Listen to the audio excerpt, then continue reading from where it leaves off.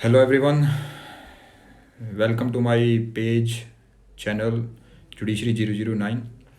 मैंने आपको बताया था कि आज अपने चीटिंग करने वाले हैं। 415 टू लेके जो भी चीटिंग के सेक्शन हैं अपने चैप्टर 17 आईपीसी में जो भी आते हैं उसको हम करेंगे आज। सबसे पहले सेक्शन 415 चीटिंग के लिए पढ़ना ज़रूरी रहता है, क्योंकि चीटिंग की इसके डेफिनेशन जो दी गई है उसको हम थोड़ा सा एक्सप्लोर करेंगे कि चीटिंग में क्या क्या चीज़ें आती हैं। देखिए, अगर हम सेक्शन 415 देखेंगे तो उसमें सबसे पहले जो वर्ड आता है डिसेप्शन। मतलब ये है कि चीटिंग की जो शुरुआत होती है वो धोखे से शुरू होती है, कि मतलब बंदा शुरुआत में ही धोखे से चीज़ें करता है और अगले जो स्टेप आते हैं वो बाद के हैं। जैसे पहले डिसेप्शन आता है, उसके बाद आता है इंड्यूसमेंट। मतलब आप धोखे से अगले को इंड्यूस कर रहे हो, अगले को फुसला रहे हो, मतलब ये चीज़ कर या चीज़ ना कर या चीज़ डिलीवर कर या ऐसा कुछ कुछ भी अपने एक्सप्लोर करते हैं 415 को। जैसे अगर 415 की डेफिनेशन देखें तो डिसेप्शन प्ले होती है एक बंदे के द्वारा। डिसेप्शन मतलब धोखा प्ले करता है और उसके द्वारा वो दूसरे बंदे को इंड्यूस करता है। इंड्यूसमेंट दो तरीके से कर सकता है वो, या तो वो फ्रॉडुलेंटली कर सकता है या डिसऑनेस्टली कर सकता है। फ्रॉडुलेंटली का मतलब यहाँ पे अगर आपको देखोगे तो आईपीसी में इसका डेफिनेशन दिया हुआ है सेक्शन 25 में, और डिसऑनेस्ट का जो है वो सेक्शन 24 उसके लिए देख सकते हो 23 के साथ। डिसऑनेस्ट का मतलब होता है कि एक बंदे को रॉन्गफुल गेन होना और दूसरे को रॉन्गफुल लॉस होना। और रॉन्गफुल गेन का मतलब ये होता है कि किसी के पास कोई चीज़ ऐसी अनलॉफुली चली, यानी जिसका वो अनटाइटल्ड नहीं था। जैसे ये बुक है, ये बुक किसी और की है और मेरे पास आ गई है, मैं मेरे पास अनलॉफुली तरीके से आई है। मतलब जिसकी ये बुक है उसको लॉस हो गया और मेरे को ये गेन हो गया। तो मेरे रिस्पेक्ट में इसे कहेंगे रॉन्गफुल गेन, और विद रिस्पेक्ट टू उसके लिए रॉन्गफुल लॉस। मतलब उसका रॉन्गफुल लॉस हो गया और मेरा रॉन्गफुल गेन हो गया। मतलब यहाँ फिर आप किसी का रॉन्गफुल लॉस कर रहे हो या फिर अपना रॉन्गफुल गेन कर रहे हो। तो डिसऑनेस्ट में हो गया। तो फ्रॉडुलेंट में ये होता है कि जब आपकी इंटेंशन हो किसी को डिफ्रॉड करने की। अगर सेक्शन 25 इसके लिए पढ़ोगे तो उसमें इसकी डेफिनेशन कवर्ड है।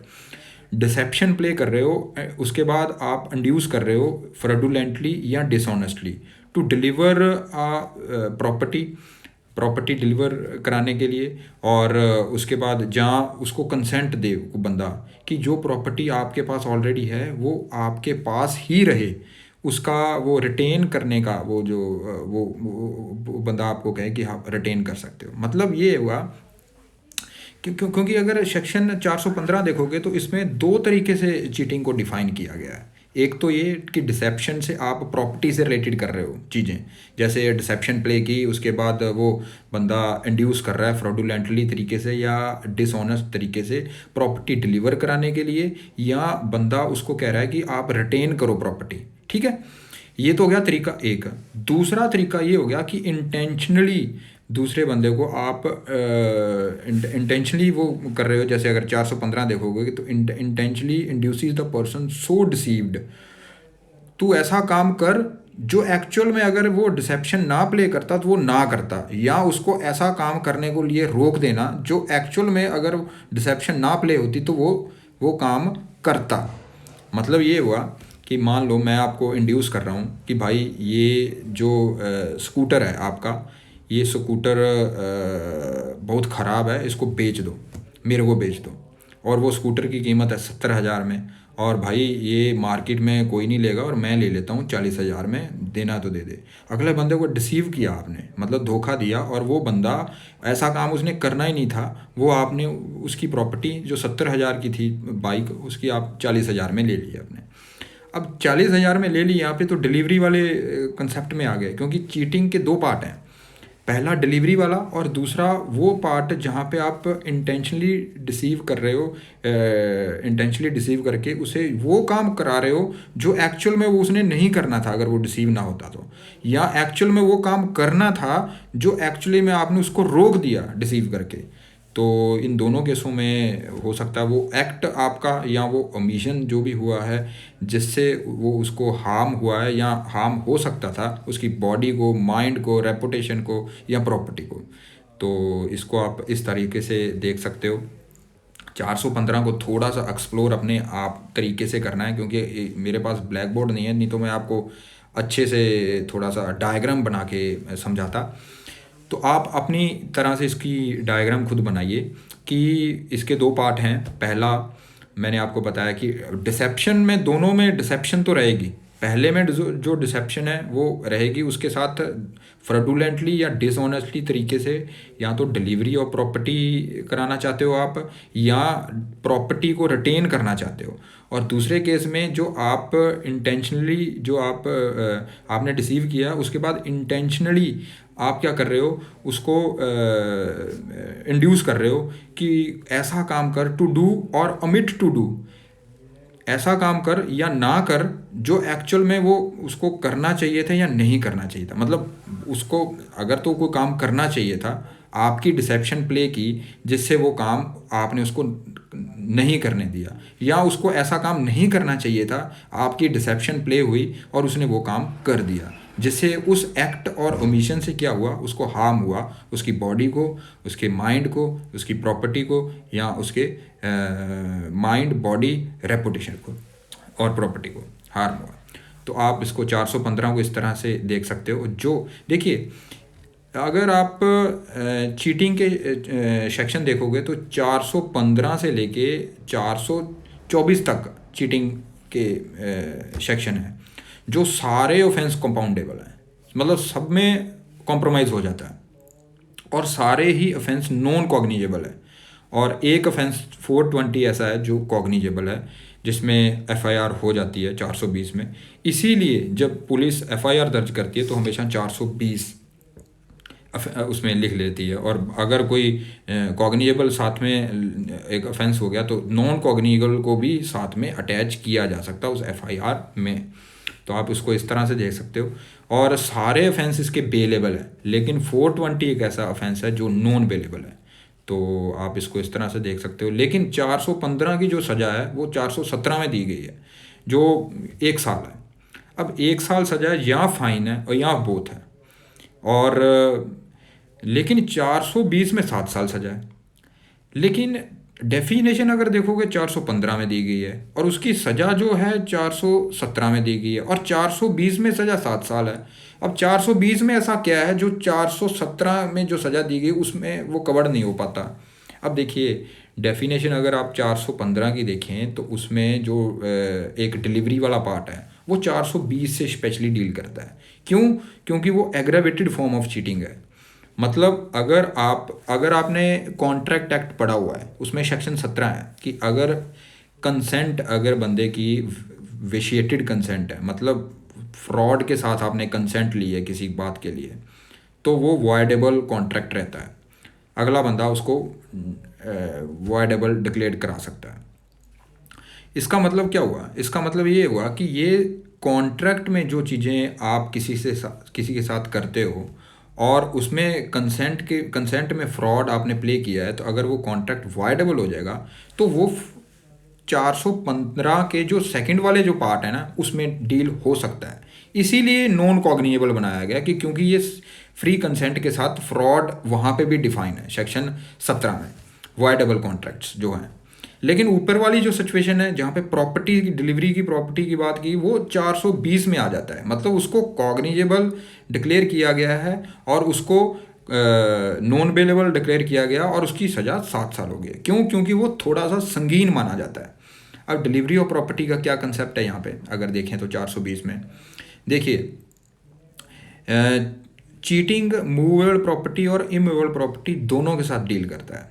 अगर तो किसी के साथ डिसेप्शन प्ले हुआ है, डिसेप्शन प्ले होने से वो उसने प्रॉपर्टी की डिलीवरी कर दी है, इंड्यूसमेंट हुआ था फ्रॉडुलेंटली और डिसऑनेस्टली, जिसके कारण उसने प्रॉपर्टी डिलीवर कर दी है, इंड्यूसमेंट के कारण प्रॉपर्टी डिलीवर कर दी है, तो क्या हुआ? 420 लग गया। अब किसी की देखिए, अब इसके पीछे अगर ब्रॉड एरिया, अगर इसका जो लीगल इम्पैक्ट देखोगे तो वो इसीलिए है कि राइटफुल ऑनर के पास ही प्रॉपर्टी जानी चाहिए। ये नहीं है कि प्रॉपर्टी किसी और की और बेच कोई और रहा है, और जिससे क्या हुआ कि वो जिसकी प्रॉपर्टी एक्चुअली उसके साथ चीटिंग हो रही है। जैसे अगर आप मोस्टली इस केसेस में देखोगे तो एक तो डिलीवरी 420 में दो तरह की सिचुएशनों को कवर किया गया है। एक सिचुएशन ऐसी है जो नहीं है, जो 415 में भी नहीं कवर्ड नहीं है, लेकिन वो 420 में है। वो कौन सी है? जैसे मैड, एक वर्ड है मैड, जैसे मेक, एल्टर और डिस्ट्रॉय एनी वैल्यूएबल सिक्योरिटी। मतलब क्या हुआ कि आपने कोई वैल्यूएबल सिक्योरिटी बनाई है, या कोई वैल्यूएबल सिक्योरिटी एल्टर की है, या डिस्ट्रॉय की है, और या इन होल और इन पार्ट, पूरी में या इन पार्ट, और अगर फिर इन पार्ट, और उसके बाद जहाँ को any thing which is signed, sealed और which may be converted into valuable security, अगर उसके साथ भी आपने उसको बनाया है या उसको डिस्ट्रॉय किया है या उसको एल्टर किया है, तो वो भी चीटिंग में आ जाएगा। अब देखिए, तो मोटा मोटा देखेंगे तो 420 में दो तरह की सिचुएशनें कवर हो गई।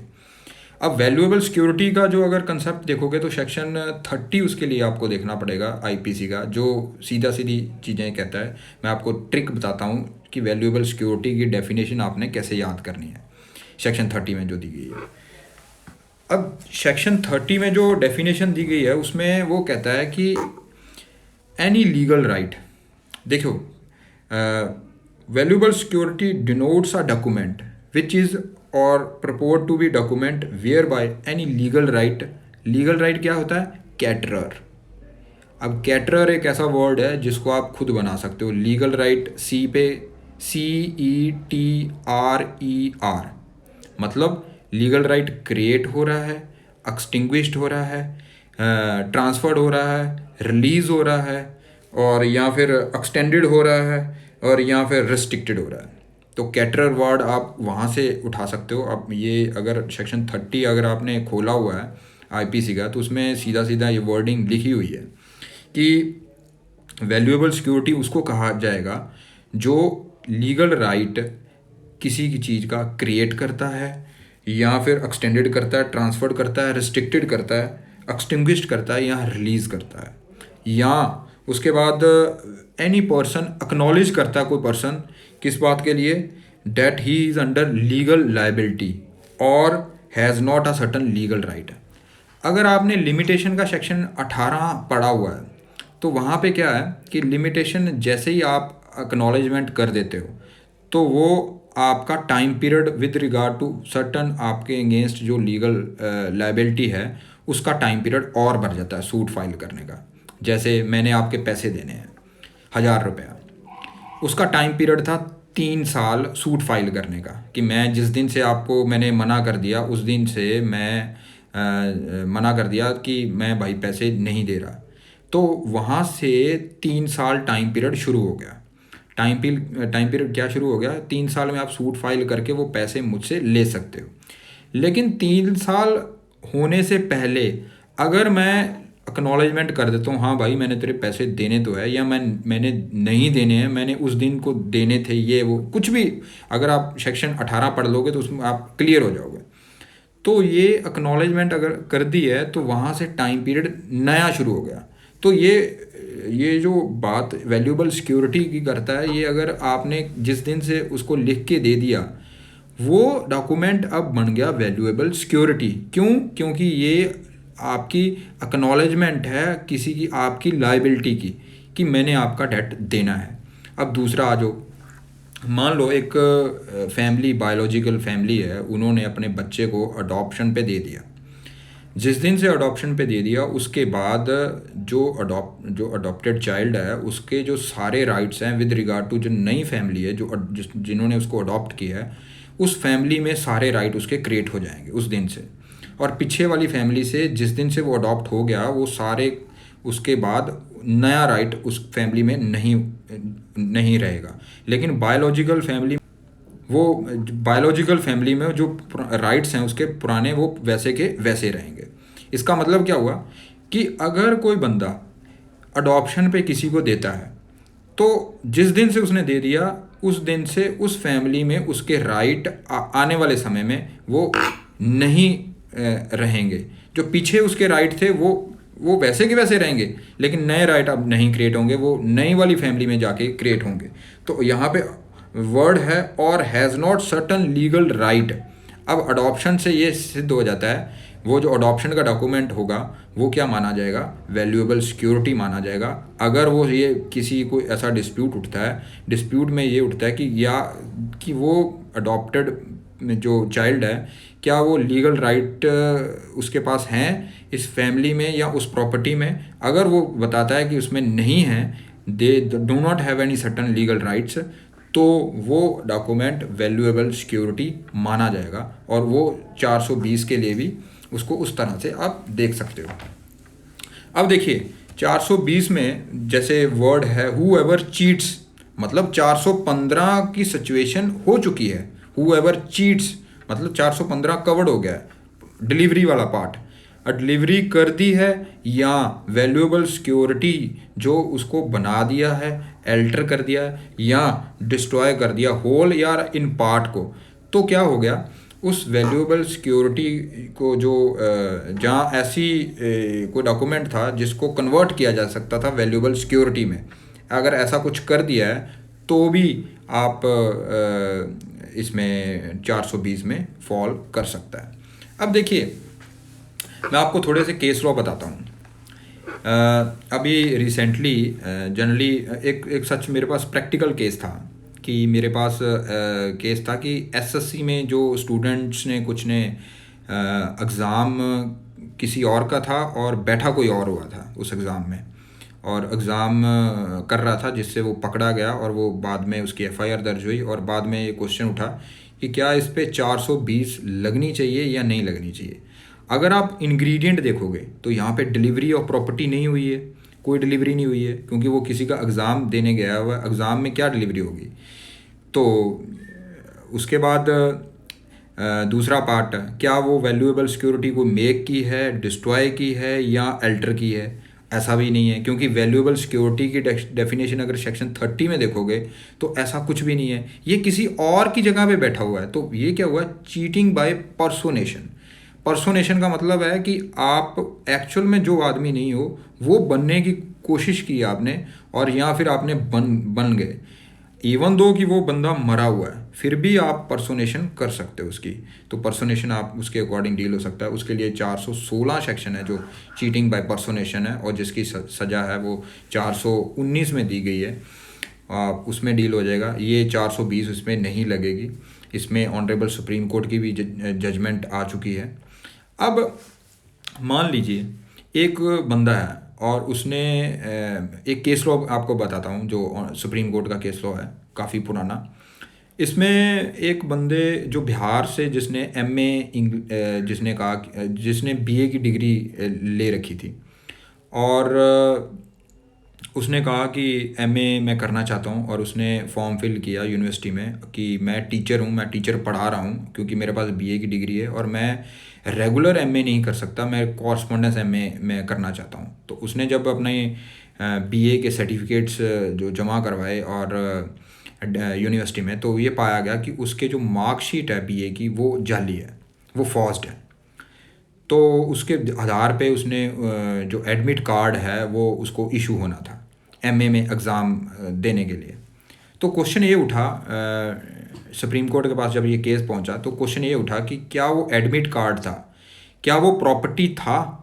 तो सुप्रीम कोर्ट ने माना उसके प्रॉपर्टी, क्योंकि इसमें 420 के साथ 511 अटैच हुआ। 511 का मतलब यहाँ पे ये है कि अटेम्प्ट, आपने अटेम्प्ट किया किसी चीज़ का, अटेम्प्ट पे 511 लगता है।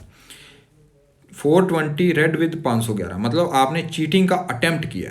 कैसे कि आपको जो मार्कशीट दी गई थी वो एक्चुअल में फॉर्ज थी, आपके ऊपर 468 का केस बनता है और फॉर्ज्ड करने से वो आपने इसके एडमिशन जो एडमिट कार्ड आपको इशू भी हो गया था।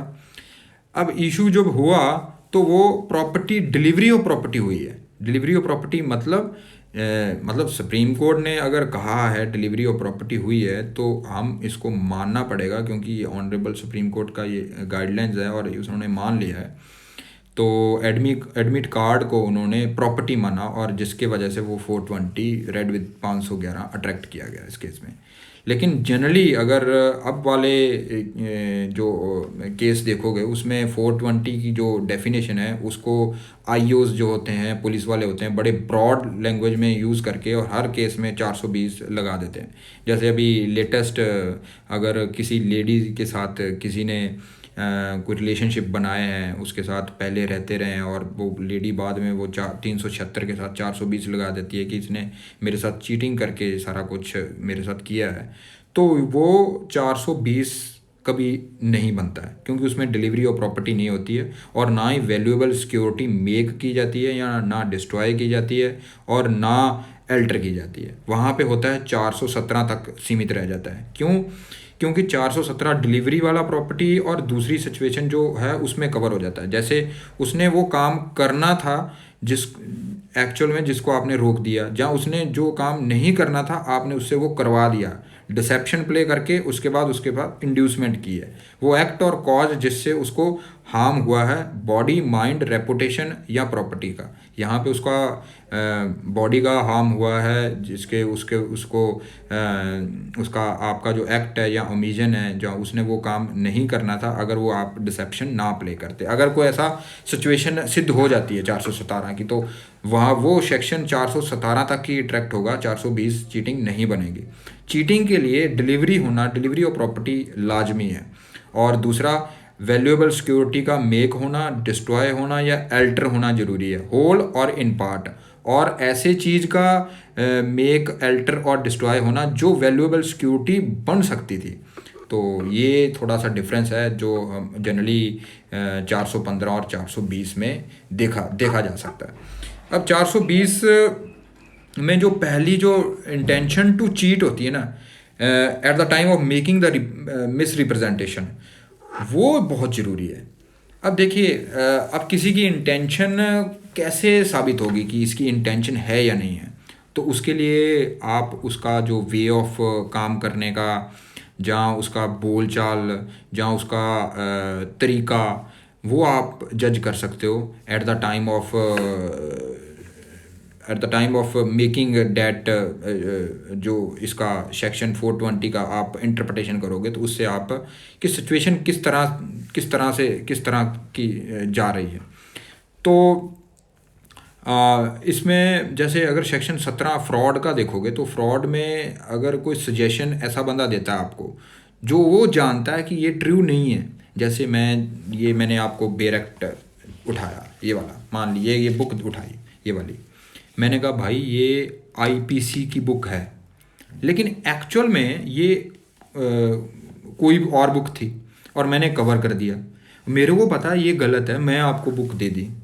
अब देखिए ये एक ऐसा सजेशन है जो एक्चुअल में मेरे को पता है कि ये ट्रू नहीं है, लेकिन मैंने फिर भी आपको बताया और आपको डिलीवरी कर दी, तो ये चीटिंग में फॉल कर जाएगा। और ये फ्रॉड का अगर सेक्शन 17 कॉन्ट्रैक्ट एक्ट में देखेगा तो वहाँ पे सिर्फ सजेशन देना कि ये बुक ऐसी है, लेना, डिलीवरी होना ज़रूरी नहीं है। वहाँ पे डिलीवरी अगर होगी तो 420 में आ जाएगा, अगर डिलीवरी ना हुई तो वो फ्रॉड में चला जाएगा।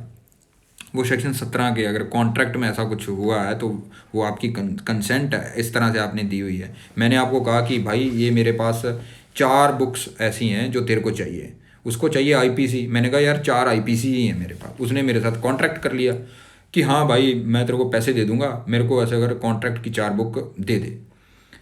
देखिए ये मैंने आपको जो सजेशन दिया था मेरे को पता है ये ट्रू नहीं है, लेकिन मैंने फिर भी आपको सजेशन दिया, उसने बिलीव कर लिया, अब ये कॉन्ट्रैक्ट वाइडेबल हो गया। लेकिन अगर मैंने डिलीवरी कर दी और उसने डिलीवरी ले ली और पैसे हो गए, तो ये 420 में भी कवर हो सकता है, अगर सिचुएशन सारी 420 की इसमें कवर्ड हो जाए, क्योंकि डिसेप्शन भी प्ले हुआ है, उसके बाद इंड्यूसमेंट किसके फ्रॉडुलेंटली और डिसऑनेस्टली हुई है, जिसके कारण प्रॉपर्टी डिलीवर हुई है। तो आप इसको इस तरह से देख सकते हो। उसके बाद सेक्शन 17 के फ्रॉड में एक्टिव कंसीलमेंट है, कि मेरे को पता है कि ये आईपीसी नहीं है। उसने भाई ने पूछा क्या ये आईपीसी है, और मैंने कहा भाई पता नहीं है, मेरे को पता है एक्चुअली में कि ये आईपीसी नहीं है, लेकिन मैंने एक्टिव कंसीलमेंट रखी, मैंने आपको बताया नहीं। या फिर जैसे वहाँ पे अगर कॉन्ट्रैक्ट एक्ट में एक घोड़े वाली एग्जांपल है कि एक बंदे को घोड़ा चाहिए था, उसने रेस के लिए चाहिए था कि वो उसमें हॉर्स रेसिंग में उसको पार्टिसिपेशन करना था, और इसी पर्पज़ के लिए उसने हॉर्स लेना था, लेकिन उसने बताया नहीं कि मेरे को किस पर्पज़ के लिए हॉर्स लेना था। वो गया हॉर्स लेने और उसने हॉर्स ले लिया, और लेकिन वो हॉर्स एक्चुअल में उसका पाँव था वो ख़राब था। तो इसमें एक्टिव कंसीलमेंट की थी उसने कि, लेकिन यहाँ पे वो एग्जांपल को अगर अपने ढंग से देखोगे तो क्या पहले तो ये देखा जाएगा क्या I was duty bound to give all the detail to the person, क्योंकि उसने मेरे को बताया ही नहीं कि घोड़ा उसको किस लिए चाहिए था।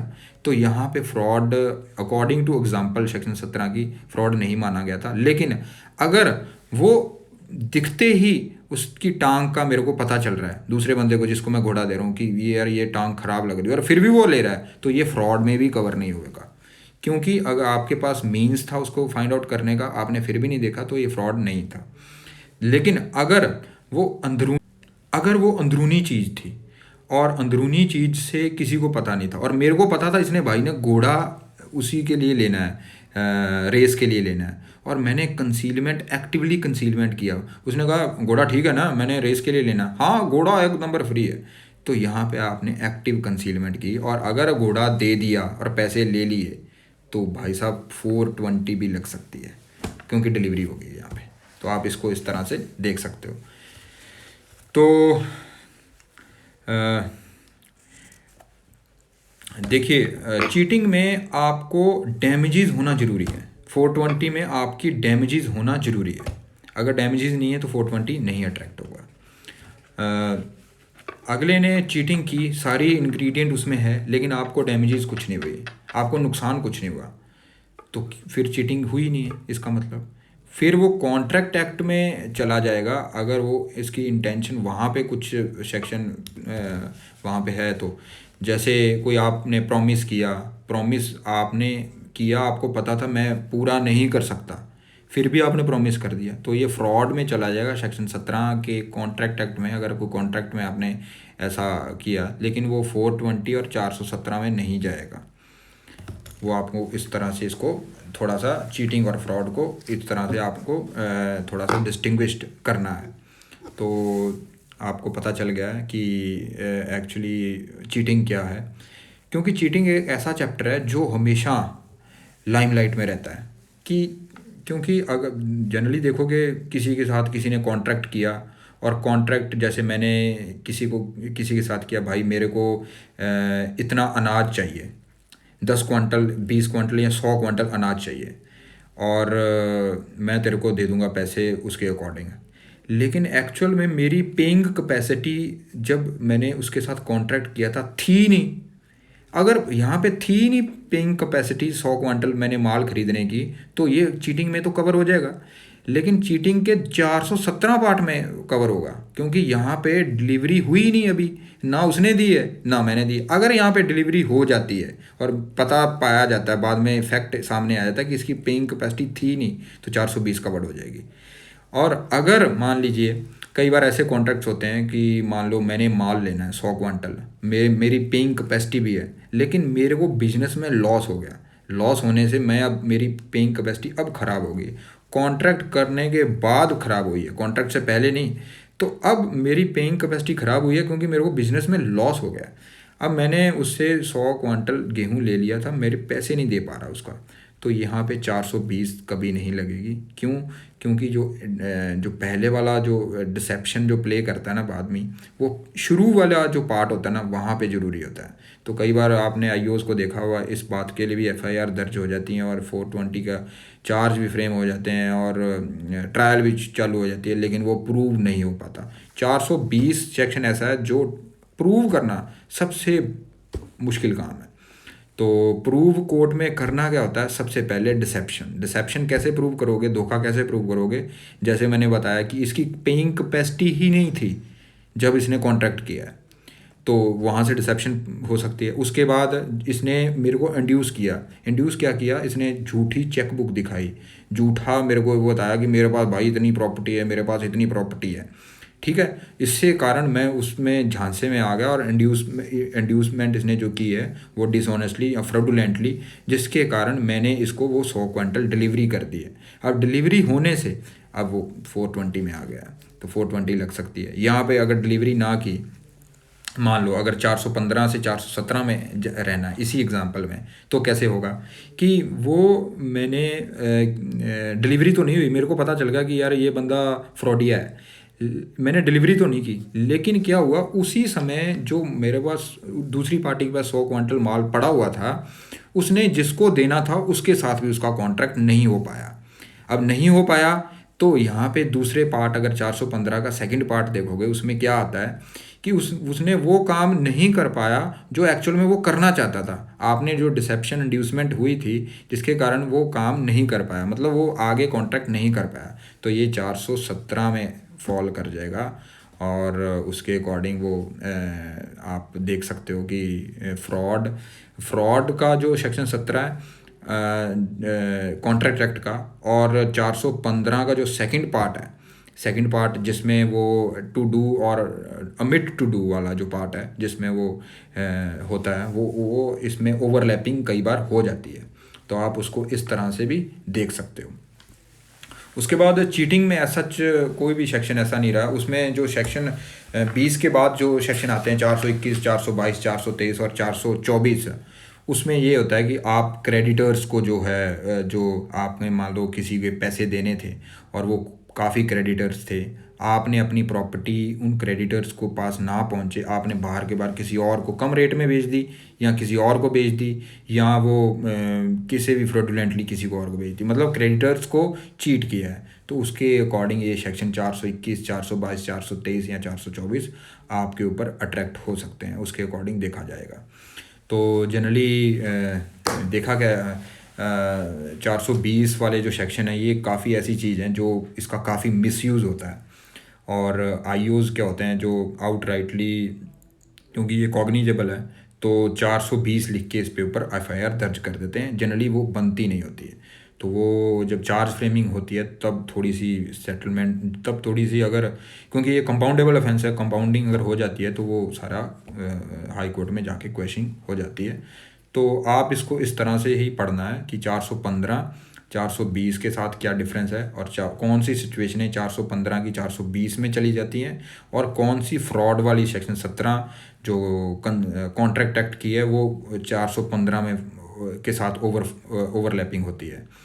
तो क्योंकि 415 की सज़ा 417 में है, नॉन कॉग्निजेबल ऑफेंस है, और 420 की जो सज़ा है वो 420 में ही कवर्ड है, जिसकी 7 साल तक की सज़ा है।